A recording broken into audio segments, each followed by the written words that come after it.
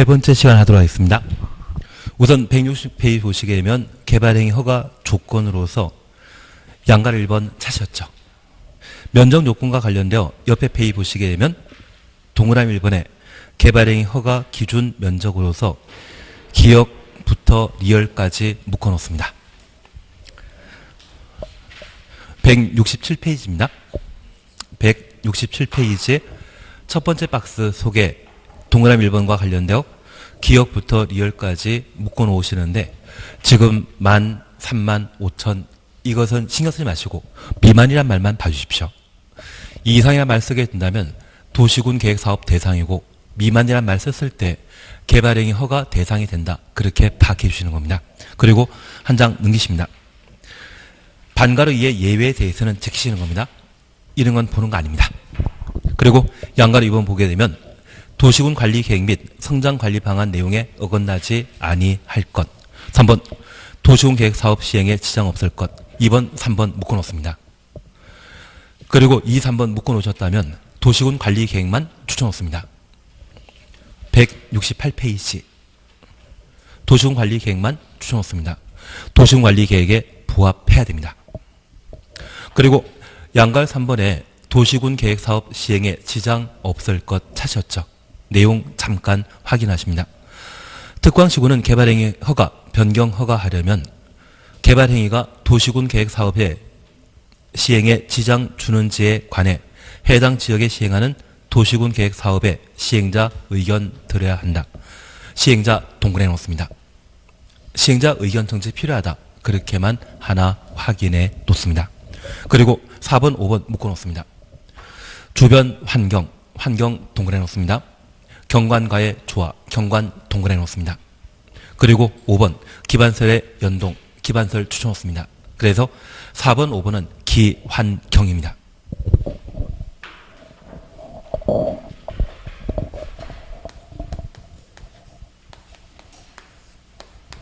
지금 우리는 개발행위 허가 절차에 관한 사항들을 함께 보시면서 절차 개요에 관한 내용을 잠깐 보셨고 개발행위 허가 신청과 관련되어서는 기환경에 관한 계획서를 제출하도록 되어 있는데 개발 밀도 관리 구역의 경우에는 기반설 설치에 관한 계획서를 제출하지 아니한다. 그리고 개발행위 허가와 관련되어 관할관청은 허가권자라는 것 보셨고 개발행위 허가 처리 기간은 15일인데 협의 심의에 관한 기간은 배제한다라고 함께 보셨습니다. 그리고 개발행위 허가 요건과 관련되어 면적 요건으로서 무엇 미만이란 말 확인해 주시고 도시군 관리 계획에 부합해야 됩니다. 그리고 기환경에 적합한 때 개발행위 허가 받을 수 있다. 이렇게 정리해 주셔야 됩니다. 그리고 이제 2번 보시게 되면 허가의 용도별 기준 찾으셨죠.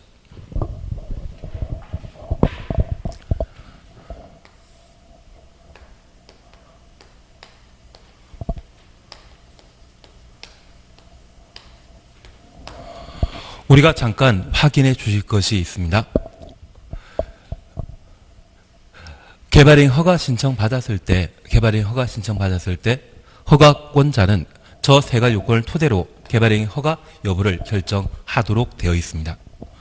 다만 이러한 허가 기준에 부적합하다고 일괄적으로 불허가 처분하고 저 요건 충족했다고 해서 허가 내주게 된다고 하면 여러 가지 문제가 발생할 수 있습니다. 특별히 우리가 이해해 주실 것이 있는데 우리가 세세하게 잘 보지 않았지만 농림지역이나 관리지역과 관련된 개발행위 허가 기준과 관련되어 면적 요건은 3만 제곱미터 미만일 때 개발행위 허가 받을 수 있습니다. 우리가 지금까지 공부하시면서 저 농림지역이나 관리지역의 건폐율은 보통 20%이고 용적률은 80%인데 계획관리지역의 경우에는 그 건폐율이 40에 용적률은 100%였습니다. 저 계획관리지역을 제외한 생산관리지역이나 또는 농림지역의 대지의 면적이 10,000제곱미터라고 하면 개발행위 허가 받을 수 있는 면적입니다. 그리고 이 10,000제곱미터에 건폐율 20 적용하게 되면 건축면적은 2,000. 그리고 용적률 80 적용하게 되면 최대 건축할 수 있는 연면적은 8,000. 건폐율 용적률 계산 공식에 대해서는 3, 4월 달에 또 가시면 익숙해지실 겁니다. 그러면 저 농림지역이 건폐율 20에 용적률 80인데 이 농림지역에 갖춰져 있는 기반설인 도로라고 하면 대부분 왕복 2차선일 겁니다. 이러한 곳에 대지 면적 10,000제곱미터에 이런 건물 건축하게 되면 2,000제곱미터라고 하면 대충 600평이거든요. 건축 면적만 600평짜리 건물이 몇 개 나온다? 몇 층 나온다? 4층 나오게 됩니다. 그러면 이 농림지역의 건축 면적이 2,000제곱미터인 60평짜리 4개 층이라고 하면 연면적은 600평짜리 4개 층이라면 2,400평짜리 건물이 만들어지게 되는데 이것 우리 코스트코나 이케아라고 하는 건물 보신 적 있다고 하면 이마트 있지 않습니까? 우리 세종시 이마트 있지 않습니까? 그 이마트가 만들어지게 된다고 하면 이러한 건물이 한 동만 만들어지면 상관없겠지만 이런 게 여러 개 만들어지게 되면 이쪽은 시골 농촌 지역입니까? 시가지입니까? 이런 건물이 여러 동 만들어지게 되면 시가지 않습니까? 이런 개발 행위를 그냥 허용하게 된다면 이제 이곳 찾는 사람 많아지게 되고 왕복 2차선 도로는 무조건 확장해야 될 겁니다. 그런데 이 도로를 기준으로 양쪽에 이런 건물이 빽빽히 들어서게 된다면 도로 확장하는 것은 불가능하지 않겠습니까? 건물 철거하고 도로 확장하는 것은 좀 불가능하게 될 겁니다. 그래서 아무리 저 개발행 허가 요건에 맞춘다 할지라도 무분별하게 허가 내주는 것은 좀 지역적 사정에 따라 곤란하지 않겠습니까? 그래서 시골 지역이라고 하면 그 시골 지역의 기반설의 설치 현황을 고려해서 해당 지역의 개발행 허가 기준을 좀 탄력적으로 정하는 것이 필요할 것 같습니다. 대신 도시지역의 경우는 이미 충분한 기반설이 갖춰져 있기 때문에 그럴 필요 없겠지만 관리지역, 농림지역, 자연환경보전지역 이러한 곳이라고 하면 개발행 허가 기준을 좀 탄력적으로 정할 필요 있겠죠. 이해되시겠습니까? 그래서 이번 보게 되면 허가의 용도별 기준을 했지만 정확하게는 기반설 설치 현황을 고려한 탄력적 기준 적용이 되게 됩니다. 그리고 박스를 보시게 되면 그냥 내용 보시게 되면 위 1에 따라 허가할 수 있는 경우 그 허가 기준은 지역의 특성, 지역의 개발 현황, 지역의 기반설 현황을 고려하여 다음 구분에 따라 탄력적으로 정할 필요가 있습니다. 그래서 기반설 현황이란 말을 잠깐 확인해 놓습니다. 그리고 1번 보시게 되면 시가화 용도란 말 찾으셨죠? 토지의 이용 및 건축물의 용도, 건폐율, 용적률 높이 등에 대한 용도 지역의 제한에 따라 개발 행위 허가 기준을 적용하는 개발행위 허가 기준 적용 가로해 놓습니다. 주거적, 상업적, 공업적, 주거적, 상업적, 공업적 추놓습니다. 그러면 우리가 잠깐 구분하실 것으로서 저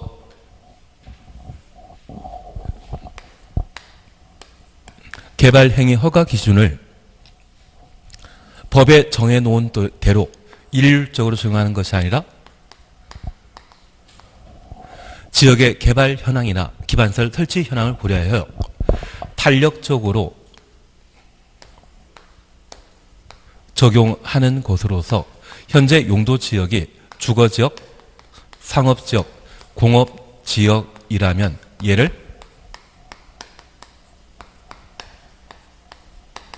시가화 용도라 하고 저 시가 용도인 주상공의 경우에는 저 개발행위 허가 기준을 그대로 적용하게 됩니다.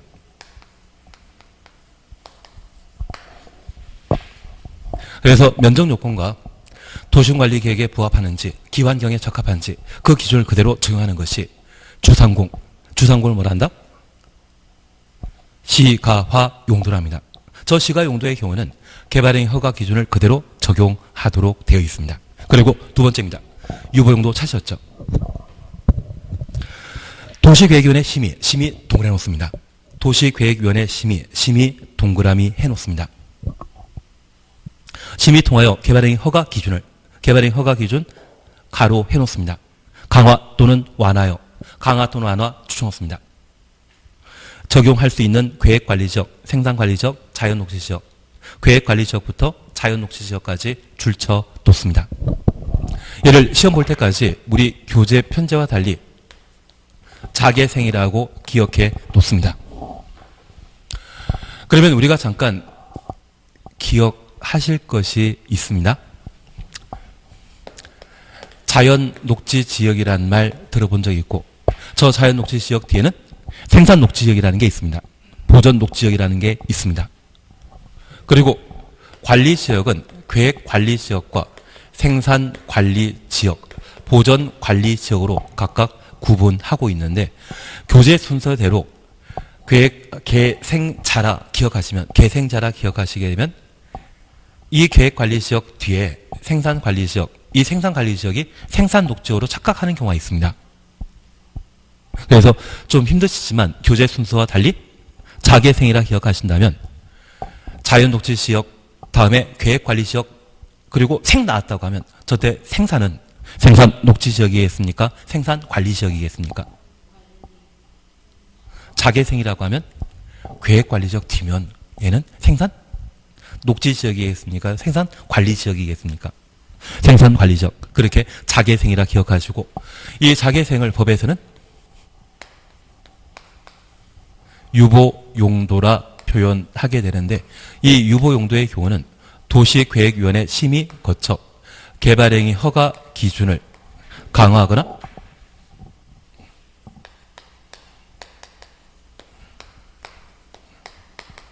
완화할 수 있다. 그래서 만약 자연녹지지역과 계획관리지역, 생산관리지역에 개발행위 허가 신청이 접수되게 되면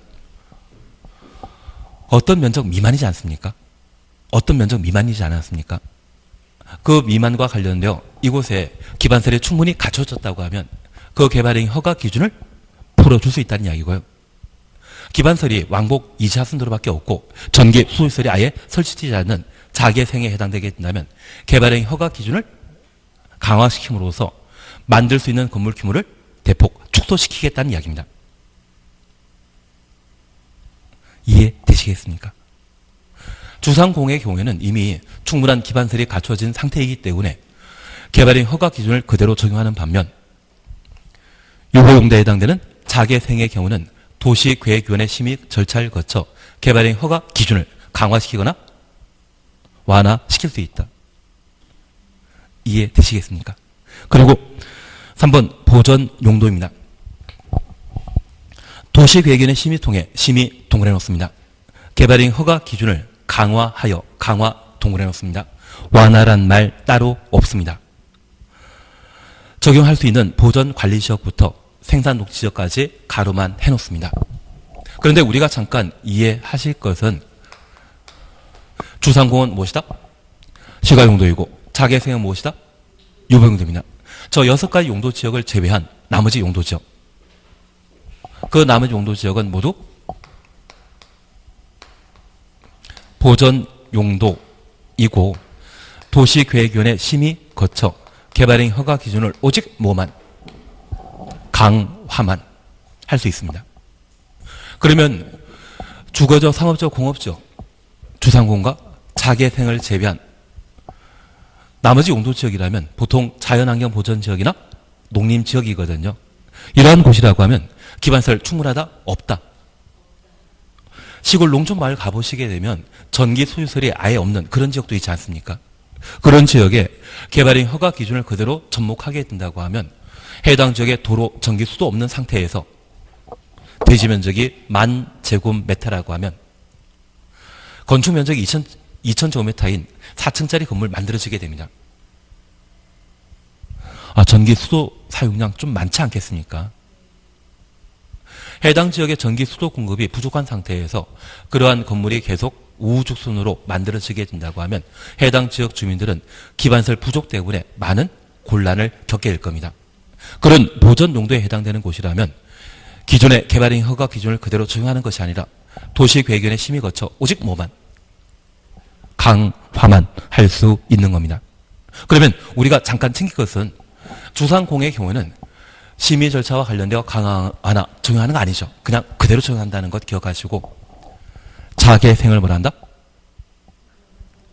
유보 용도라 하고 저 유보 용도인 자개생의 경우에는 도시계획위원회 심의 거쳐 개발행 허가 기준을 강화하거나 완화할 수 있다.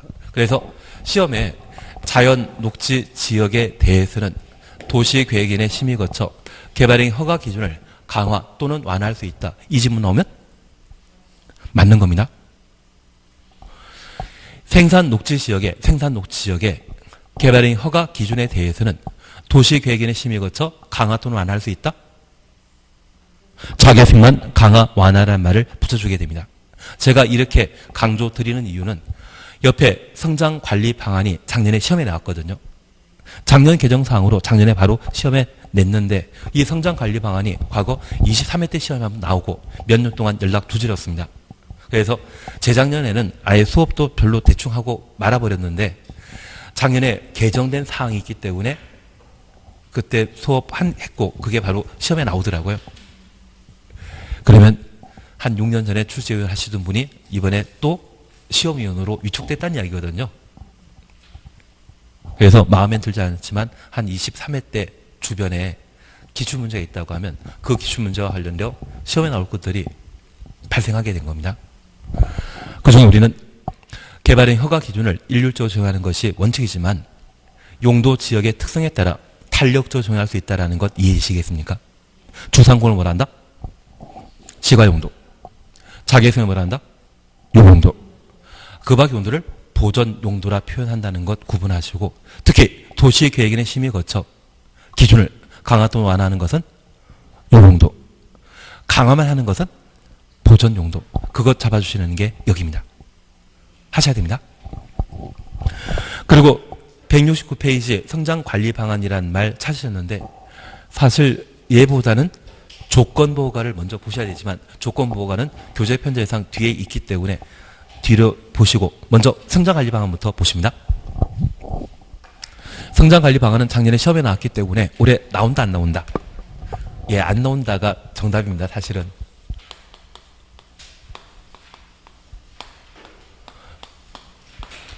우리 지금까지 공부하시면서 방안이란 말은 이해되십니까? 우리 세종시를 성장 발전시킬 수 있는 방안은 참 많은데 그중에 지금 당장 해야 될 일, 긴급한 일, 시급한 일 찾아서 세워본다. 그게 무엇이었습니까? 입안이고 그 입안한 내용이 타당한지 협의 심의 절차를 거쳐 확정 짓는 것을 결정이라 표현했습니다. 그래서 도시관리계획은 관할 관청의 입안권자 아니면 결정권자라고 양분했었는데 저 방안은 여러 가지 발전 방법을 말하게 될 겁니다. 그러면 이제 우리가 잠깐 이해하실 것은 성장관리 방안이라 하면 지금 성장 끝난 상태입니까? 성장 중입니까? 성장 중입니다. 그래서 가끔 자제분이나 조카분에게 치아 교정기 끼워놓고 잘 흐라고 관리해 주지 않습니까? 그러면 잠깐 우리가 이해하실 것은 저 성장관리 방안의 적용 대상은 이미 성장된 주거적, 상업적, 공업적 시가용도는 성장관리 방안 수립 대상? 아니죠. 그러면 저 주상공인 시가용도를 제외한 유보용도와 보존용도가 지금은 개발되지 않았지만 향후 어떤 개발 사업에 따라 큰 도시로 성장 발전할 수 있지 않겠습니까? 우리 연기군도 한 10년 전만 하더라도 그냥 연기군이었습니다. 대신 지금은 세종시로 바뀌어 있는 상태이거든요. 그러면 그 연기군이 세종시로 발전, 성장하게 되었을 때 기초가 잘 갖춰져야만 나중에 제대로 개발될 수 있지 않겠습니까? 연기 군인 상태인데 불구하고 우후죽순 도로 확장 못하게 여러 군데마다 건물 세워져 있다고 하면 그 건물 밀어야만 학교, 도로 만들 수 있거든요. 그럴 때 보상금이 좀 많아지지 않겠습니까? 그래서 지금은 아니지만 미래에 발전 가능성 있는 용도 지역이 있다고 하면 그 발전이 계획적으로 발전될 수 있도록 유도하기 위해 연기 군 상태에 있을 때 계획적으로 개발을 유도하게 되면 실제 세종시 같은 큰 도시가 만들어지게 되면 제대로 발전, 성장할 수 있겠죠. 그 방안을 강구하는 것을 뭐란다? 성장관리 방안이라 표현하게 됩니다. 그러면 우리는 이 성장관리 방안과 관련되어 개념에 대해 잠깐 이해하셨습니다. 그리고 두 번째입니다. 저 성장관리 방안은 성장할 수 있는 개발 계획과 같은 성격이거든요. 누가 만들겠습니까? 개발행위, 우리 국토계획법은 도시군 관리계획 아니면 개발행위 허가 두 파트입니다. 지금 우리가 공부하고 있는 것은 도시군 관리계획은 다 끝난 상태입니다. 개발행위와 관련되어서는 관할관청은 허가권자가 성장관리 방안을 수립해야 됩니다.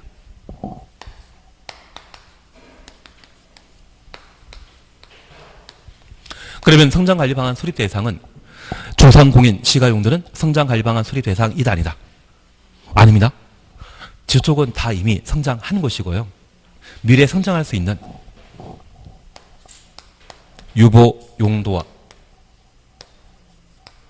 보존 용도 지역이 성장관리 방안의 수립 대상이라는 것을 이해해 주셔야 됩니다. 다만 이게 29회 때 시험에 나왔기 때문에 올해는 시험에 나올 일이 없을 겁니다. 작년 같은 경우에는 주상공을 성장관리 방안 수립 대상으로 시험에 낸 적이 있거든요. 성장관리 방안 수립 대상은 유보용도와 보존 용도일 때만 성장관리 방안 수립 대상입니다. 주거적, 상업적, 공업적은 대상이다 아니다? 아닙니다. 그래서 만약 특광시군이 주거지역에 대해 성장관리 방안 수립할 수 있다. 이 말 나오면 틀리는 것으로 바뀌셔야 됩니다. 그리고 절차에 관한 사항을 잠깐 확인하시면서 허가권자가 성장관리 방안 수립하게 되는데 저 성장관리 방안의 내용에 관한 사항들을 잠깐 확인해 주셔야 됩니다. 교재 잠깐 봐주십니다. 169페이지 찾으셨죠? 양갈 1번입니다. 특별시장, 관시장, 특시, 특도, 시장, 군수는 특별시장부터 군수까지 가로 해놓습니다. 난개발 방지와 지역 특성을 고려한 계획적 개발을 유도하기 위해 가로 해놓습니다. 지금은 계획적 개발하는 것 아니죠. 미래에 계획적 개발이 잘 이루어질 수 있도록 유도하기 위해 유보 용도, 자개생 기억나셔야 됩니다. 그리고 보전 용도 많다라고만 확인해 주십시오. 그래서 유보 용도 추천해 오시고 보전 용도 추천해 오시는데 여기에 속하지 않는 주상공의 경우에는 성장관리 방안 수립 대상 못 됩니다.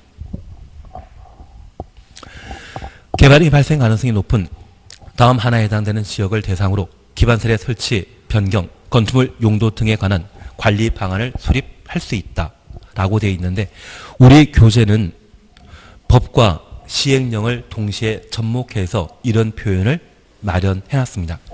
우리가 하나 이해하실 것은 이 성장관리 방안은 장소에 관한 개념이겠습니까? 계획에 관한 개념이겠습니까? 장소입니까? 계획입니까? 그러면 우리가 함께 공부하시면서 지역, 지구, 구역 지정은 지정할 수 있다. 계획은 수립하여야 한다. 그래서 이 성장관리 방안은 유보용도와 보전 용도인 때 성장관리 방안 수립하여야 한다라고 끝나야 됩니다. 다만 박스에 관한 내용들을 고려해서 수립할 수 있다라는 말 쓰게 되는데 기본적으로 법률에서는 성장관리 방안 수립하여야 한다 이거예요. 대통령이 정하는 지역에 대해서는 성장관리 방안 수립하여야 한다 이거예요. 시행령에서만 수립할 수 있다인데 얘는 계획에 해당되기 때문에 수립하여야 한다. 앞서 우리 잠깐 보셨던 개발밀도 관리구역 있지 않습니까? 지정할 수 있다. 장소를 할 수 있다 이거예요. 계획은 수립하여야 한다. 그렇게 잡아주셔야 됩니다. 그리고 박스에 관한 내용은 잘 모릅니다. 신경 쓰지 마십시오. 그리고 양가로 2번입니다. 성장관리 방안 내용 찾으셨죠? 성장관리 방안에는 다음 각고 사용 중에 1과 2를 포함한 둘 이상의 사항이 포함돼야 된다. 그러면 1, 2 묶어놓습니다. 동그라미 1번과 동그라미 2번은 반드시 성장관리 방안에 포함될 내용입니다. 필수 사항이라 적어놓습니다. 그리고 1번 보시니 도로 등의 기반설의 배치 규모, 기반설부터 규모까지 가로 해놓습니다. 그리고 2번 건축의 용도 제한, 건축의 건폐율, 용적률. 그래서 용도 제한과 건폐율, 용적률 추천놓습니다. 성장관리 방안의 필수사항은 몇 개입니까? 2개, 4개라고 해주셔야 됩니다. 5개는 더두건 아니고 4개. 1, 2번 2개라 해서 2개를 하시면 안 됩니다. 그리고 3번 보시게 되면 건설의 배치, 형태, 색채, 배치, 형태, 색채 가로해 놓으시고 높이 동그라미 해놓습니다. 그러면 3에 해당되는 사항은 필수 사항이 아닌 임의 사항이라는 것을 파악해 주시는데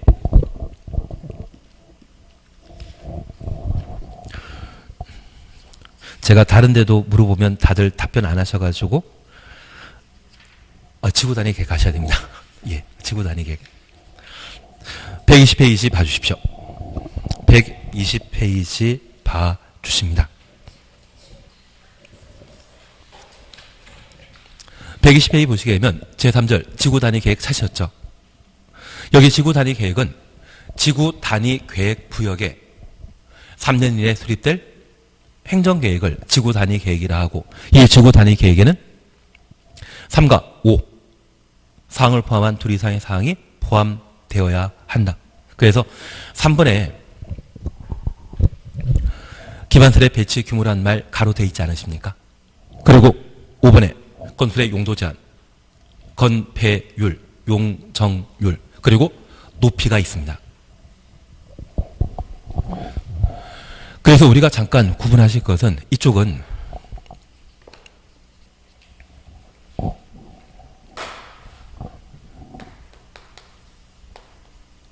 지구 단위 계획 내용과 비교해 주셔야 되는데 이 지구 단위 계획에서는 필수 사항으로 기반설의 설치, 기반설의 배치, 규모에 관한 사항과 그리고 건축물의 용도 제한을 건축 제한과 같은 말이라 했습니다. 요약설은 어디에만 건축할 수 있다? 상업지역에만.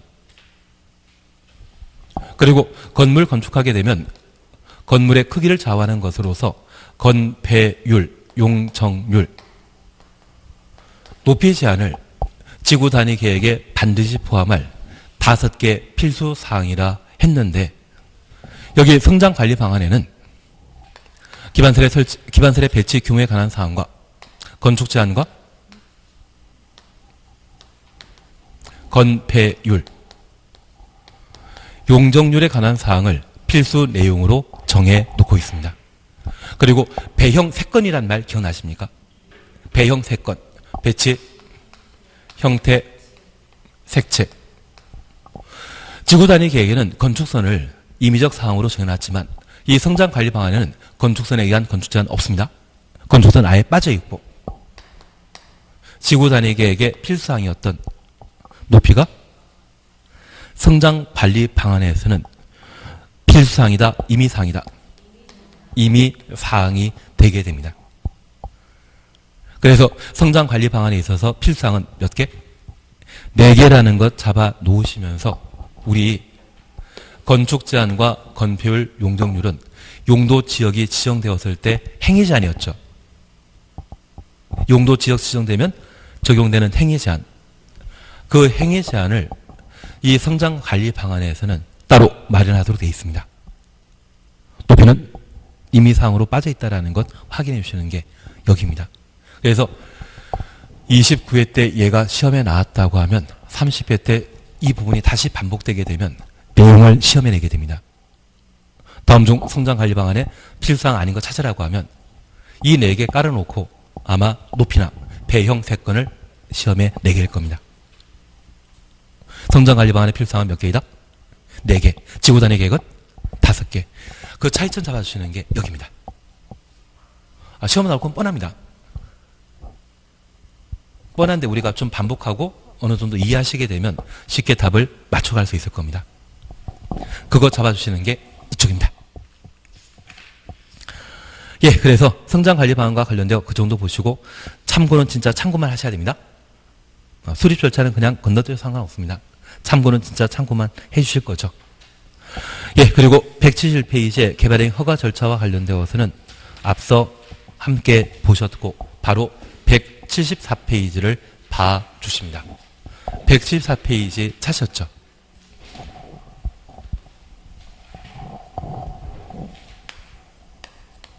바로 조건부 허가입니다. 여기 특광시군이 개발행 허가하고자 한다면 세 가지 요건에 충족해야 됩니다. 면적 미만, 도시군관리계획에 부합할 것. 저 도시군관리계획에 부합하다는 것을 보시면서 도시군계획 사업에 방해되지 않아야 되죠. 성장관리 방안이 수립되어 있는 지역이라면 성장관리 방안에 부합해야 될 겁니다. 그리고 기반설, 환경, 경관. 그런데 이러한 세 가지 형태의 개발행 허가 요건 중에 조건 붙을 수 있는 것은 오직 뭐만? 기반, 경만.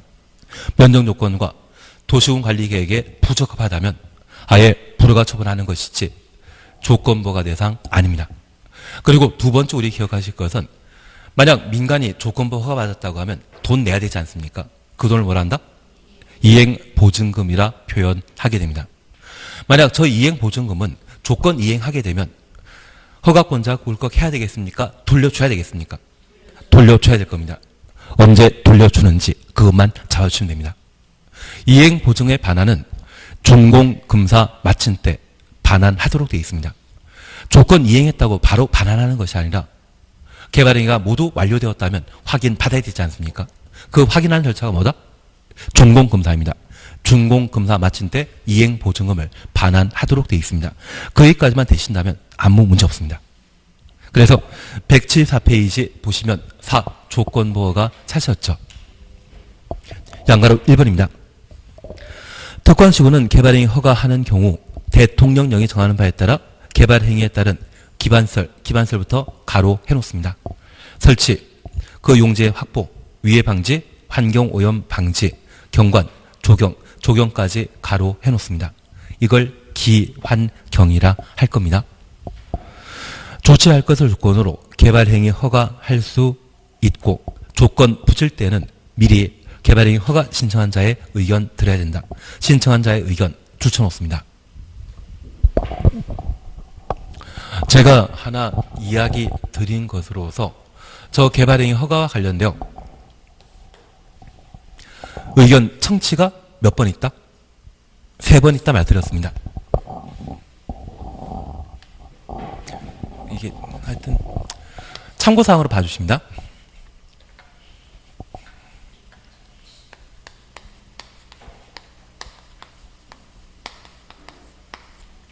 여기 의견 청취와 관련되어 우리가 잠깐 이해하실 것으로 첫 번째 파악하실 것은 각종 행정계획 수립하는 때에는 주민의 의견 청취하도록 되어 있습니다. 저 주민의 의견 청취 안 하는 것 3번 있습니다. 우리가 지금까지 공부하신 내용들 중에 단계별 집행계획 기억나십니까? 단계별 집행계획을 수립하는 때에는 주민 의견 청취를 하지 않습니다. 어차피 도시군 계획설 부지로 수용당할 땅 보상금을 미리 받는 게 낫거든요. 미리 받아야만 주변에 땅을 구입해 놨을 때 한 10년, 15년 뒤에 땅값 올라갈 수 있습니다.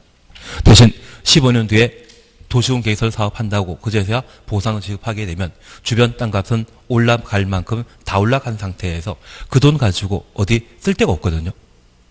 돈 받는 것은 미리 받는 걸 좋아하기 때문에 주민 의견 청취할 필요 없습니다. 그리고 오늘 우리 함께 하실 것으로 기반설 설치 계획이라는 게 있습니다.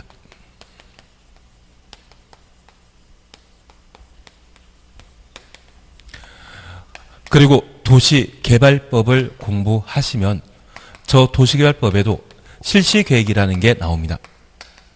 저 실시계획인가 바꾸자 하는데 주민 의견 청취하는 것 없습니다. 저 세 가지 행정계획을 제외한 나머지 행정계획은 항상 주민 의견 청취를 하도록 되어 있습니다.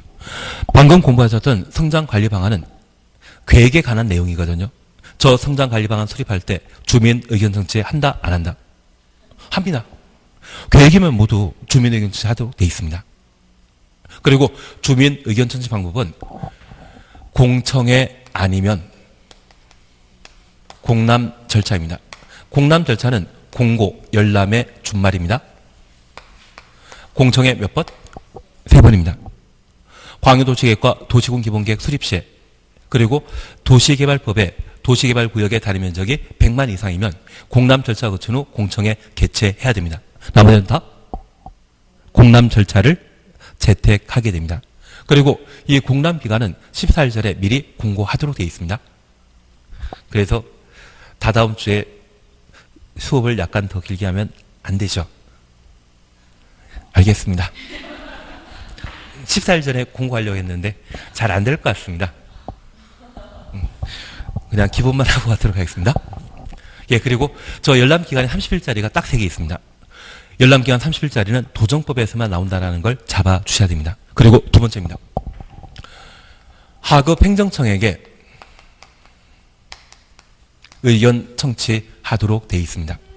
우리가 광역도시계획을 특별시장, 광역시장, 도의사 수립하게 되면 누구에게 승인받아야 된다? 국토, 예. 지난달에 공부하셨기 때문에 광역도시계획 누가 수립하는지, 누구에게 승인받아야 되는지 잘 모르는 상황입니다. 도에 속한 시장 본토라고 하면 상급관청인 도의사의 승인 받도록 되어 있고, 대등관청이라면 협의하도록 되어 있습니다.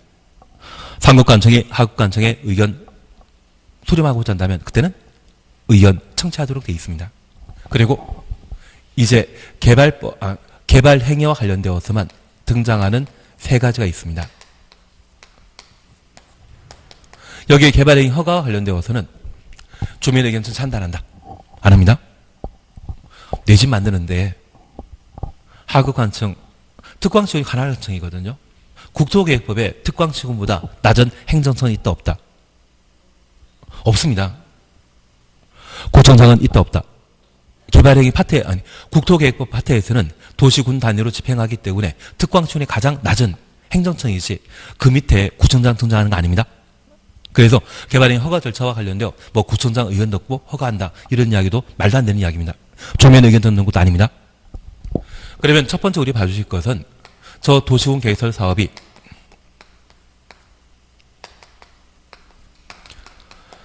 도시군 계획 사업을 시행하는 장소에 이루어지는 경우가 있거든요. 만약 정비 사업하는 곳이라면 정비구역, 도시개발 사업하는 곳이라면 도시개발구역, 학교 등의 도시군 계획설 사업하는 곳이라면 도시군 계획설 부지를 하는데 그곳에 저 개발행위가 이루어지게 되면 시행자의 의견 듣도록 되어 있습니다. 그리고 두 번째입니다. 저 개발행위 허가하고자 하는 때 조건 붙이는 경우 있거든요. 도로 넓히면 허가 내줄게. 그러면 신청한 자가 도로 넓힐 것인지 한번 이야기를 해야 됩니다. 그래서 신청한 자의 의견 듣도록 되어 있습니다. 그리고 우리 시험엔 잘 나오지 않지만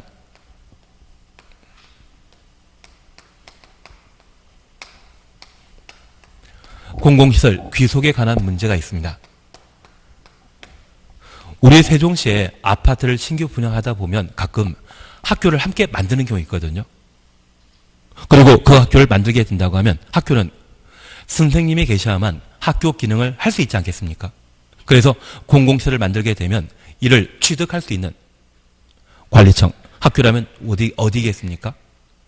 교육청이거든요. 그 교육청에서 선생님 배치할 수 있는지 의견 듣고 공공시설에 관한 귀속 문제가 발생하게 됩니다. 그래서 도시군 계획사업 장소에 개발행위가 이루어지게 된다고 하면 그때는 누구에게? 시행자의 의견 듣도록 되어 있고 조건 붙이고자 한다면 신청한 자의 의견 들어야 되며 공공시설 귀속과 관련되어서는 관리청의 의견 듣도록 되어 있습니다. 지금은 좀 힘드신 거 알고 있습니다.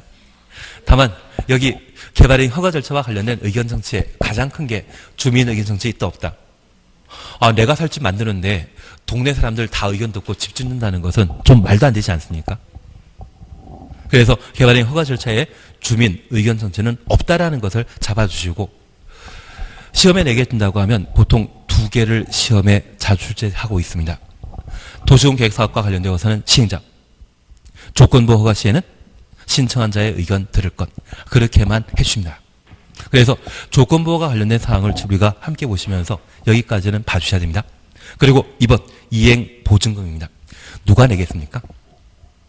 민간만 내는 겁니다. 예.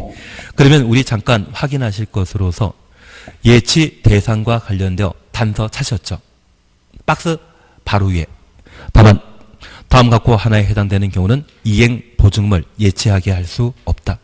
이행보증금 예치 대상 아니다. 그런 의미로 이해해 놓습니다. 174페이지입니다.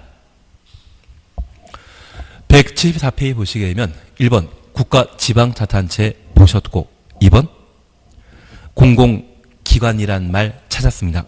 그리고 3번 지방자치단체 조례가 정하는 공공단체, 지자체 조례를 정하는 공공단체는 지방공사를 말합니다. 이들은 민간이다 아니다. 민간 아닙니다. 그래서 이행보증금은 민간만 예치한다라는 것 잡아내십니다. 그리고 2번, 3번, 4번, 5번 필요 없으시고요. 6번 바로 보십니다. 6번 보시게 되면 이행보증금은 개발행위 허가받은 자가 준공검사 받은 때 준공검사 동원해 놓습니다. 즉시 이를 반환하여야 한다. 그래서 조건부 허가에 조건 이행했다고 바로 반환하는 것이 아니라 언제? 공사 다 끝난 준공검사한테 이행보증금을 반환하도록 되어 있습니다. 거기까지 어떻게든 봐주셔야 됩니다. 한 장 응시입니다. 4절 1과 관련되어서는 필요 없습니다. 이거 시험에 거의 안 냅니다. 신경 쓰지 마시고. 옆에 페이지 보시면 2번 준공검사 찾으셨죠? 하나 질문이 있습니다.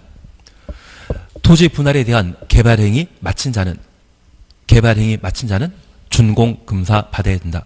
토지 분할은 준공검사 대상 아니었습니다. 그것만 기억하시면 됩니다.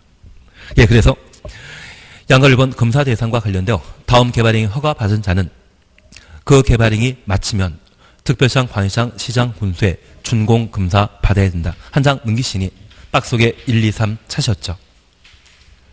1, 2, 3 차셨죠? 묶어놓습니다. 1. 건축물 건축, 공작물 설치. 2. 토지 형질 변경. 3. 토속 재치. 그래서 분할, 적치의 경우에는 준공검사 대상 아닙니다. 준공검사 받는 것은 4개만. 건축물 건축과 공작물 설치, 형질 변경, 토속 재치 4가지만 준공검사 대상이라는 것 확인해 놓습니다. 이해는 되시겠습니까? 분할과 적치는 준공검사 대상 아니다. 3번 공공시설 귀속과 관련되어서는 그냥 넘어가십니다. 대신 앞서 잠깐 보신 게 있습니다. 관리청. 의견 청취와 관련되어 관리청에 의견 드려야 된다. 그 정도면 충분하십니다. 그리고 180페이지 보시게 되면 개발행위 허가 제한이란 말을 우리가 함께 볼 수 있는데, 얘는 182페이지를 보고 봐주셔야 됩니다. 개발행위 허가 제한은 나중에 보셔야 됩니다. 5분 동안만 잠깐 얘를 보십니다. 지금 우리가 함께 공부하시면서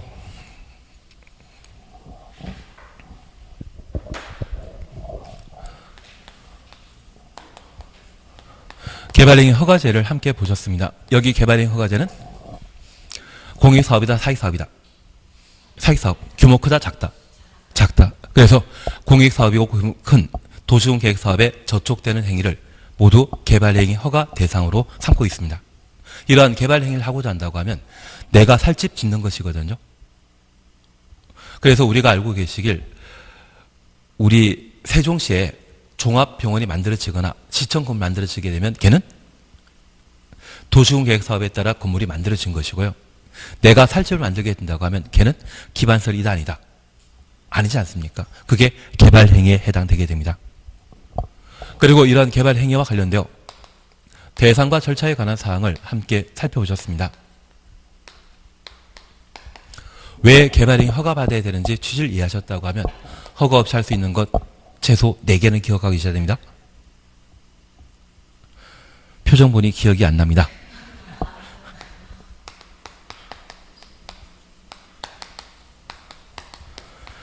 도시군계획 사업에 따른 개발행위라고 하면 허가 없이 그냥 할 수 있다는 것 기억해 주셔야 됩니다. 그리고 경작 위한 토지의 형질 변경은 허가 없이 할 수 있는데 지목 변경을 소반하는 경작 위한 토지의 형질 변경이라면 허가 대상이고 그 지목 변경이 전답 사이에 지목 변경을 소반하는 경작 위한 토지의 형질 변경이라면 허가 없이 할 수 있습니다. 그리고 세 번째 보시는 게 녹간 농해, 녹지지역, 관리지역, 농림지역에 농림업용 비닐하우스 설치라고 하면 허가 없이 할 수 있는데 육상, 어류, 양식, 목적이라면 허가 대상이었습니다. 그리고 재복구 재난수를 위한 응급조치라고 하면 허가 없이 할 수 있다. 이것 잡아주시는 게 필요하십니다. 일단 예라도 해놓으시면 정답은 맞춰나갈 수 있을 겁니다. 오지 쓴다 예만 하나라도 보이시면 걔가 정답으로 파악하시면 됩니다. 그리고 절차와 관련되어서는 개발인 허가 신청자가 기환경과 관련된 서류 준비해서 허가 신청하면 며칠? 15일 내 허가 불허 여부를 결정 통지하고 허가받은 자는 공사를 개시하고 공사 마친 때 준공검사 받도록 돼 있는데 6가지 개발행 허가 대상 중에 분할, 적치의 경우는 준공검사 대상 아니다. 그리고 구체적인 절차와 관련되어 신청에 관한 사항 보셨고 그리고 허가와 관련되어서는 허가권자가 특광시군이라는 것 기억하시고 허가 요건과 관련되어서는 크게 3가지였습니다. 면적요건과 도시군관리계획에 부합하는지 그리고 세 번째 함께 보셨던 게 기환경이죠. 그리고 이러한 요건을 일률적으로 적용하는 것이 원칙이지만 용도 지역별 특징에 따라 탄력적으로 적용하는 경우가 있었습니다. 지역의 개발 현황이나 기반시설 설치 현황을 고려해서 탄력적으로 적용할 수 있죠. 특별히 주상공을 못한다? 시가용도. 자개생을 못한다? 유보용도. 그 밖에를 보전용도라 표현하게 되는데 시가용도인 주상공의 경우는 개발행위 허가 기준을 그대로 적용하고 자개생인 유보용도의 경우는 도시계획인의 심의 거쳐 허가 기준을 강화하거나 완화할 수 있습니다. 보전용도의 경우는 도시계획인의 심의 거쳐 개발행위 허가 기준을 항상 강화만. 그래서 보전용도에 해당되는 생산 녹지지역, 농림지역을 도시계획위원회 심의 거쳐 허가 기준을 강화하거나 완화할 수 있다. 이 말 나오면 틀리게 됩니다. 나중에 문제를 한번 몇 번 보시면 푸는 방법이 좀 익숙해지실 겁니다. 그리고 이러한 개발의 허가 요건 중에 조건 붙일 수 있는 게 있죠. 기환경만. 그리고 저 조건 허가받은 자가 만약 민간인 경우라면 이행보증금 예치하게 할 수 있고 저 이행보증금은 준공검사 후 즉시 반환하도록 되어 있습니다. 항상 이행보증금은 민간만 부담한다라는 것을 구분해 주셔야 됩니다. 그리고 이러한 허가 요건과 관련되어 우리 특이한 것으로 성장관리 방안이라는 것을 함께 보셨습니다.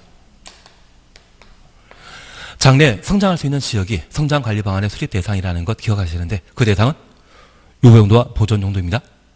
주상공은 성장관리 방안 수립 대상 아닙니다.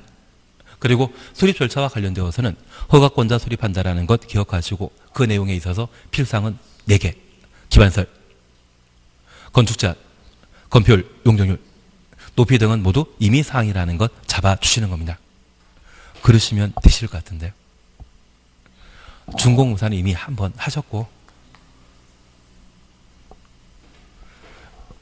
쉬었다 하시면 될 것 같은데요. 근데 시험에 나오는 건 좀 뻔해 보이지 않으십니까? 이거 나옵니다. 그리고 성장관리 방안이 시험에 나왔기 때문에 예 아니면 내용이 시험에 나오게 될 겁니다. 그 정도만 한번 보시는 게 필요하지 않나 싶습니다. 쉬었다 하십니다.